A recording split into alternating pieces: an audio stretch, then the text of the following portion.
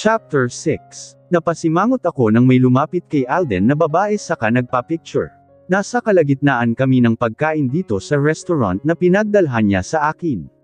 Masarap ang mga pagkain pero ngayon ay parang sumama ang lasa dahil sa pagdating ng babae. Maganda siya, sexy saka maputi. Halos ipagduldulan pa nga niya ang dibdib sa mukha ni Alden na malapit nang lumuwa sa suot na halter dress. Lalo tuloy sumama ang timplada ko. Tinitingnan ko naman ang reaksyon ni Alden. Parang wala lang naman sa kanya ang babae, isang beses lang niya itong sinulyapan. Ni hindi rin siya tumitingin sa dibdib ng babae. Sorry miss, kumakain kami. Tanggi ni Alden na nakakunot na ang noo. Sandali lang naman pogi, saka di naman siguro magagalit ang kapatid mo. Pangungulit pa ng babae na matamis pang ngumiti sa akin. Pasimpleng inirapan ko naman siya. She's not my sister, she's my girlfriend so please leave us alone. Nakakaistorbo ka na, naiinis nang sabi ni Alden. Di ko naman mapigil ang mapangiti sa kilig. Natigilan naman ang babae saka nagpalipat-lipat ang tingin sa aming dalawa. Magjowa pala kayo, akala ko magkapatid kayo eh. Nakangiwing sabi ng babae saka walang alam na umalis na. Lukuluk ang iyon asarap sa bunutan. Ganun na ba katanda ang hitsura ko para sayo? Nakasimangot na sabi ni Alden saka masamang tingnan ang papalayong babae. Wag mo na lang pansinin ang sinabi niya, at least lumayo na siya. Kain na tayo. Masaya nang sabi ko, bumalik na ang gana ko sa pagkain. Sana wala nang lumapit na iba pang babae, dahil baka saksakin ko na sila ng tinidor. Araw ng linggo ngayon may usapan kaming magsimba saka lumabas. Maaga akong umalis sa bahay kanina. Di na ako nagpaalam sa mga tao sa bahay pero nag-text naman ako kay mama, dahil siguradong magsusumbong si tita na lumayas ako nang walang paalam. Mas gusto ko pang lumayas kesa magstay buong hapon sa bahay kasama ang mga taong di ko naman kasando. Kontrabida ang tingin nilang lahat sa akin, mayabang mata pobre. Kulang na nga lang palayasin nila ako doon sa bahay eh.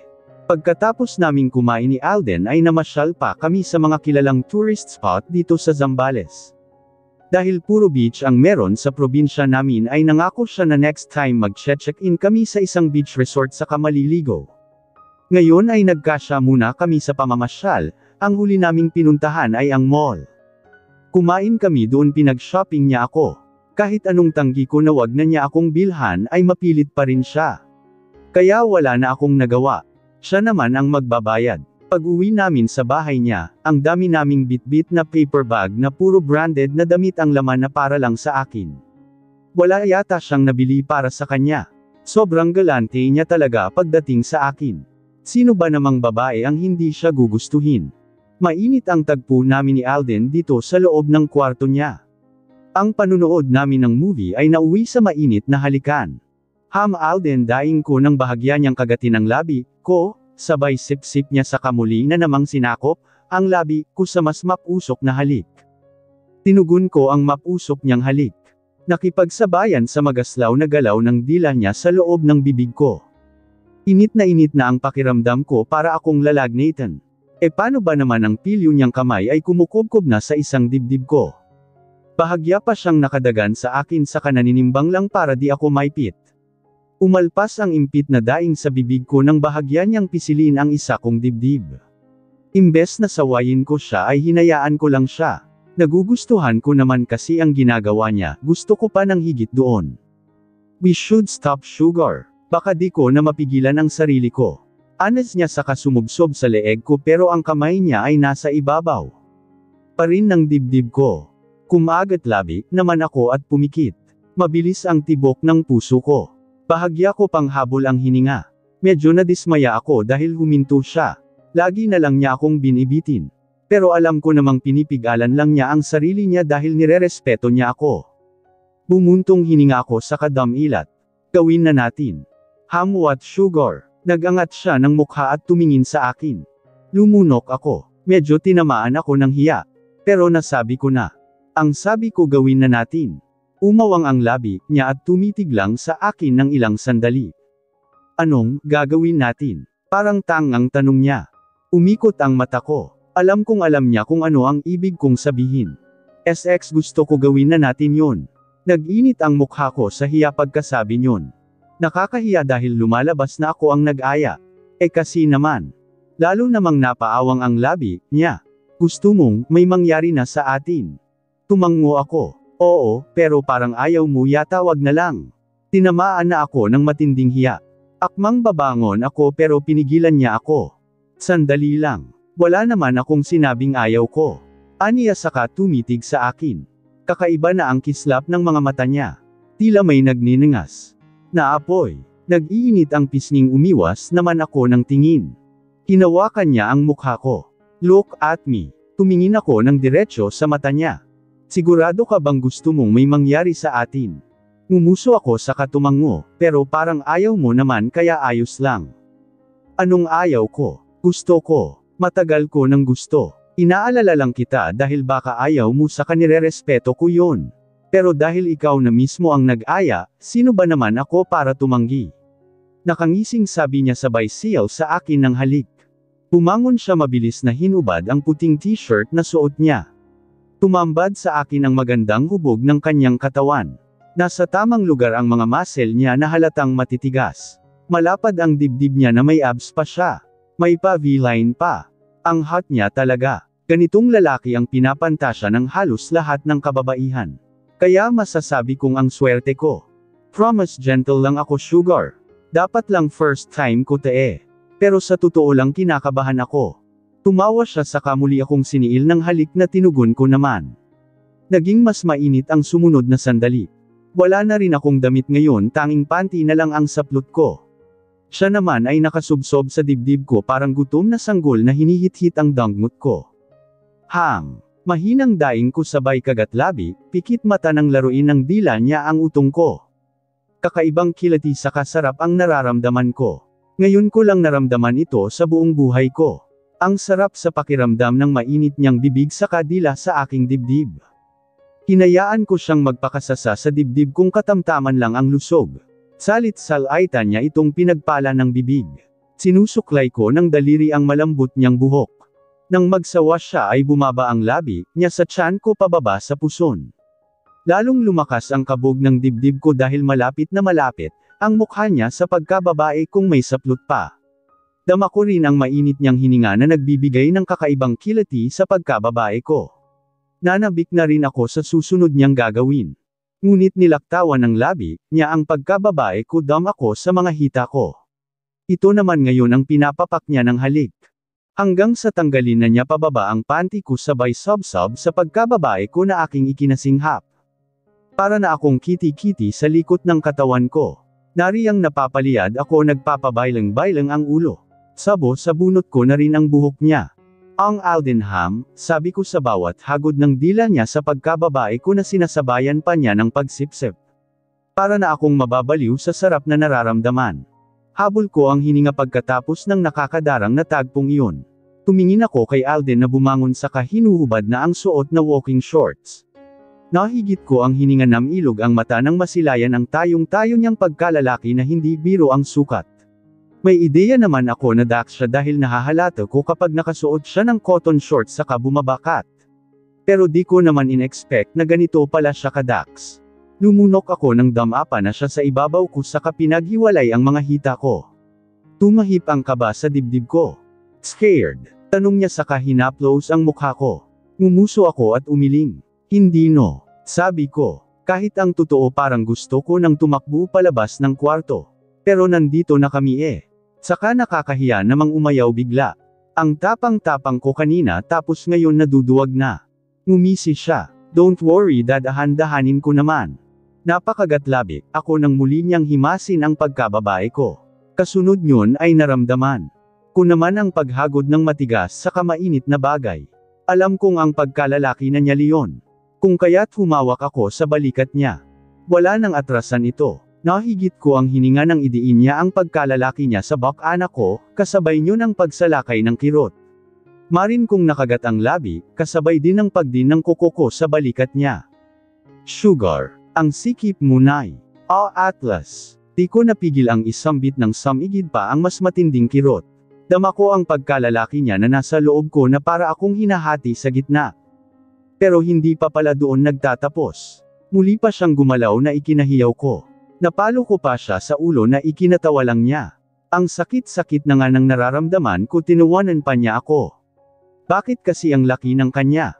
Pinaulanan niya ng halik ang buong mukha ko habang marahan siyang gumagalaw. Masakit na masakit pa rin saka naluluha ako. Punong-puno din ang pakiramdam ko, banat na banat. Pero sabi niya lalo lang daw akong masasaktan kung hindi siya gagalaw. Para namang naramdaman na niya ang nararamdaman ko ngayon. Pero may tama din naman siya dahil medyo humuhupa ang kirot na nararamdam ko at kaya ko nang tiisin. May kilati na rin akong nararamdaman. Alden, ungol ko ng idol niya ang pagbaon sa pagkalalaki niya. Siya naman ay panay ang mura saka ungol ang lumalabas sa bibig. Nagiging mabilis na rin ang bawat galaw niya. Dama ko ang bawat hugot saka baon ng pagkalalaki niya.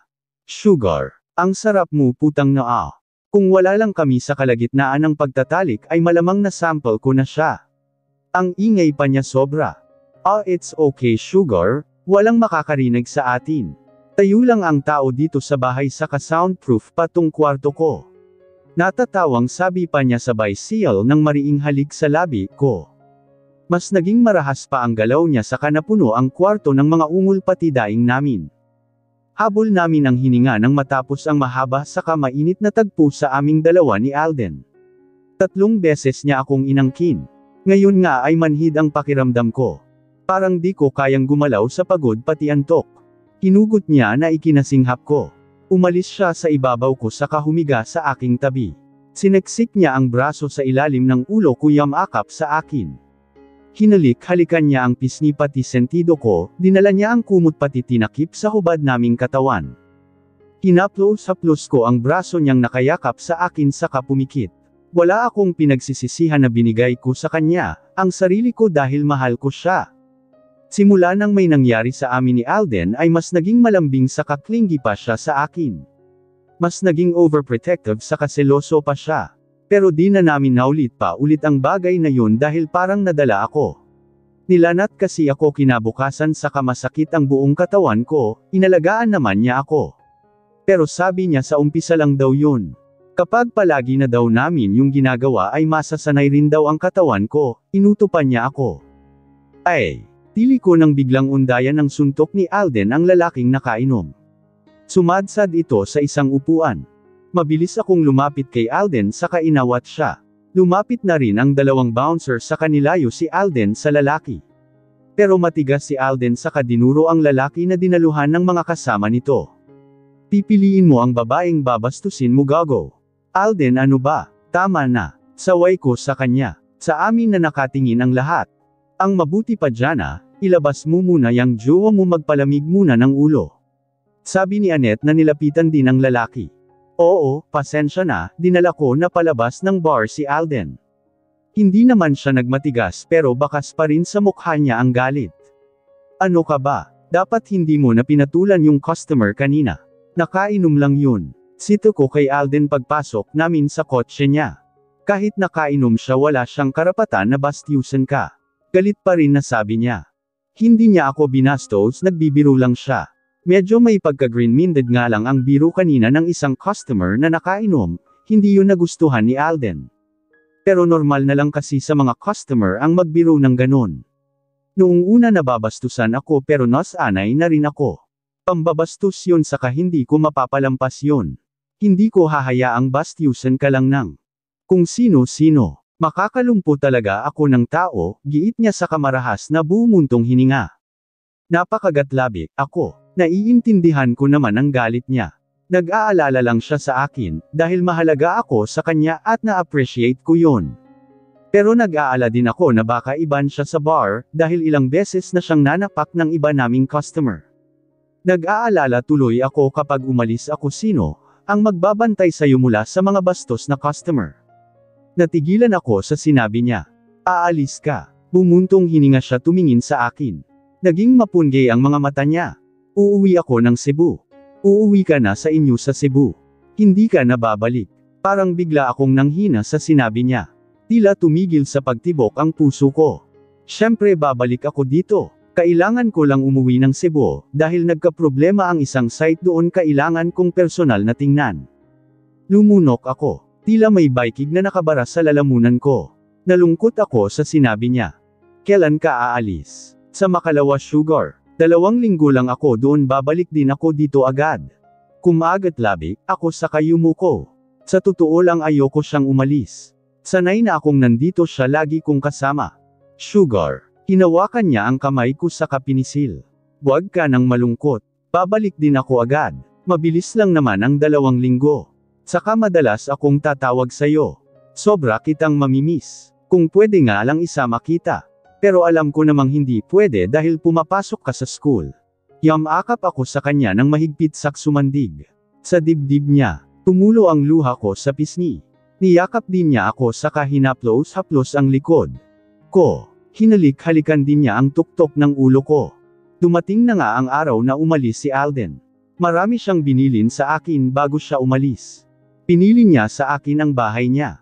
May susi naman ako noon na binigay niya. Pwede akong pumunta doon anytime pero di niya ako pinapatulog doon, dahil ako lang mag-isa. Delikado daw dahil baka may manloob. Iniwan rin niya sa akin ang ATM card niya, baka daw may gusto akong bilhin yun daw ang gamitin ko. Pero wala naman akong balak na gamitin yun. Kahit na boyfriend ko siya ay nakakahiya pa ring gamitin ang perang di akin. Araw-araw din siyang tumatawag kinakamusta ako lalo na sa gabi. Nagbi-video call din kami kung minsan. Hanggang kailan daw si Alden sa Cebu? Tanong ni Ate Lucille. 2 weeks siya doon ate tapos babalik din dito sa Zambales. Sabi ko, mag-iisang linggo pa lang naman na nakakaalis si Alden. Nako, baka di na bumalik yun. Sabi ng isang GRO na humihit-hit ng sigarilyo. Oy, huwag kang ang ganyan. Saway ni Ate Lucille. Nagsasabi lang ako ng totoo Lucille. Dito sa trabaho natin marami ng lalaking dumating saka umaalis hindi na bumabalik. Pero iba naman si Alden. Babalik siya. Nangako siya sa akin. Confident na sabi ko. Meron bang aalis na hindi na babalik na nag-iwan pa ng susi? Ng bahay saka ATM card. Pero di ko na yun binanggit sa kanila. Kung sa bagay, mukha namang seryoso sa'yo yung si Alden. Ang swerte mo talaga day. Sana all. Natawa na lang ako sa sinabi ng GRO break time namin nandito kami sa labas saka nagkukwentuhan lang habang nagmemeryenda. Bawal kaming uminom sa oras ng trabaho. Pero ang mga GRO ay pwede pero moderate lang, dahil minsan may mga customer na pinapainom din sila. Sa ilang gabi na hindi ko nakikita si Alden dito sa bar ay sobrang namimiss ko siya. Lagi akong tumitingin sa madalas naming pwesto. Napapawi lang ang lungkot saka pagkamiss ko kapag tumatawag siya. Mamaya pag uwi ko sa bahay ay tatawag siya, para tanungin kung nakauwi na ako tapos magbi-video call kami bago matulog. Jenica, napapitlag ako nang may tumawag sa akin. Lumingon ako. Nanlaki ang mata ko nang makita si Tito Rene na padaan sa bar. Salubong ang kilay niya madilim ang mukha. Kinabahan naman ako. Sino yun Jana? Tanong ni Ate Lucille. Tito ko. Sandali lang. Tumayo ako nilapitan si Tito Rene. Anong ginagawa mo dito? Tanong ni Tito Rene na pinasadahan ng tingin ang suot ko. Nakasuot ako ng black skinny jeans na butas ang 2 tuhod pati high heels. Crop top na sleeveless blouse naman ang pang-itaas ko. Tito, dyan ka sa bar nagtatrabaho. Pokpok ka. Pumikit ako ng mariin. Di ako pokpok tito. Vocalista ako dito. Parehas na rin yun. Halika. Umuwi ka sa bahay.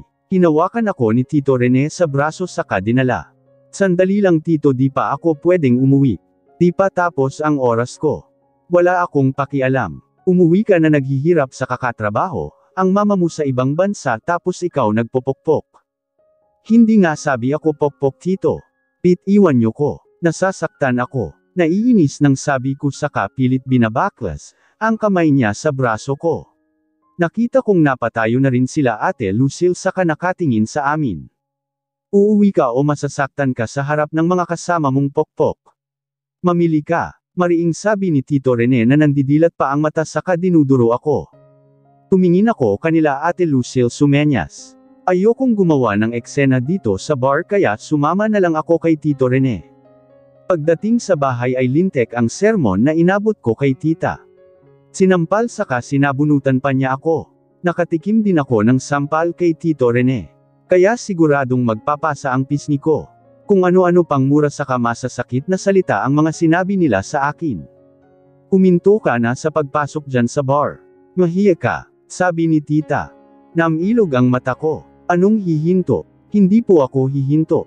Abat matigas ka talaga. Anong gusto mo, magpupukpok ka na lang? Kahihiyan ka sa pamilya natin. Tinuro ako ni Tito Rene. Hindi ako pokpok sa bar, ilang beses ko bang sasabihin sa inyo? Vocalista ako doon, maganda ang trabaho ko doon. Sabihin nyo na ang gusto nyong sabihin pero di ko kayo susundin. Pagmamatigas ko sa kanila. Napakawalan mo na talagang babae ka. Proud ka pa talaga dyan sa trabaho mo ha. Isusumbong kita sa mama mo, siguradong pahihintuan ka rin niya dyan sa kapukpukan mo. Tang ayaw ni tita na parang gusto na naman akong saktan. E di isumbong nyo. Diyan naman kayo magaling ang magsumbong kay mama, para kayo na naman ang mabait, ako na naman ang masama. Kahit pahintuan ako ni mama hindi pa rin ako hihinto. Abat bastos ka na talagang, bata ka. Wala ka ng respeto. Kayo ang nagturo sa akin na maging bastos. Ako na nakatira dito di nyo ko nirerespeto, tapos kayong nakikitira lang gusto nyo ay respeto ko kayo. Hindi naman ako magtatrabaho sa bar kung sapat ang natatanggap ko kay mama. Hindi dahil kaati ko kayo.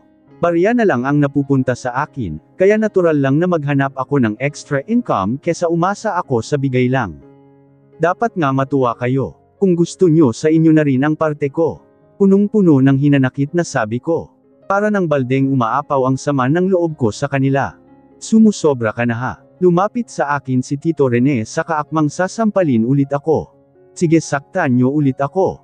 Bugbugin nyo ko. Pero pagkatapos nun pupunta ako sa pulis saka isusumbong ko kayo sa pananakit nyo sa akin. Ewan ko lang kung hindi kayo makulong. Banta ko sa kanila. Marahas na pinalis ko ng kamay ang luhang lamandes sa pisngi ko. Luha yun ng galit at sama ng loob sa kanila. Tumayo ako, dirdiretsong tinungo ang pinto. Hoy Jana, saan ka, Papa-anya? Galit na tawag sa akin ni Tito Rene. Hayaan mo na siya, Rene. Kung gusto niyang magpakapukpok edi gawin niya. Sino ba ang nakakahiya? Akala mo kung sino magsalita pokpok naman. Pwede kong sabi ni tita.